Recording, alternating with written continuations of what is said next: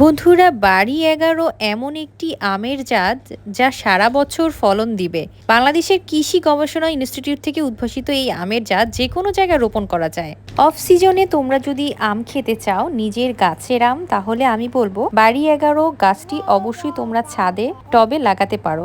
যে কোনো মাটিতে এই আমগুলো চাষ করা যায়, তবে দোআঁশ মাটিতে লাগালে খুব ভালো হয়। বন্ধুরা, ছাদ বাগানে কয়েক প্রজাতির গাছ থাকলে নিশ্চিন্তে নিরাপদে আমের স্বাদ নিতে পারেন বাড়ির ছাদে বসেই অথবা বারান্দায় বসে। বর্ষার এই সময় যেহেতু গাছ লাগানোর জন্য উপযুক্ত, তাই আগে থেকে না থাকলেও এখনই ছাদ বাগানে যোগ করে নিতে পারেন বাড়ি ১১-র এই ১২ মাসি আম গাছ। রৌদ্রোজ্জ্বল খোলা ছাদে, বড় টব কিংবা ড্রাম, আপ ড্রামেও কলম গাছের ফলন খুব ভালো হয়। পর্যাপ্ত রোদ পড়ে এমন বারান্দাতেও দু একটা আম গাছ অনায়াসে ঠাঁই দেওয়া যায়। তখন আম পেতে পেতে এমন অবস্থা হবে, ছাদ কিংবা বারান্দা যেখানেই যাই হাত বাড়ালেই পাই।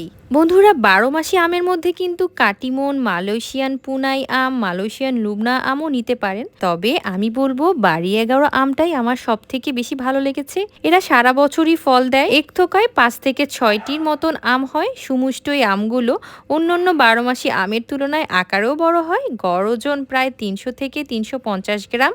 তেমন বেশি পরিচর্যাও করতে হয় না। মাটিটা যখন শুকিয়ে যাবে তখন পানি ব্যবহার করতে হবে এই গাছে।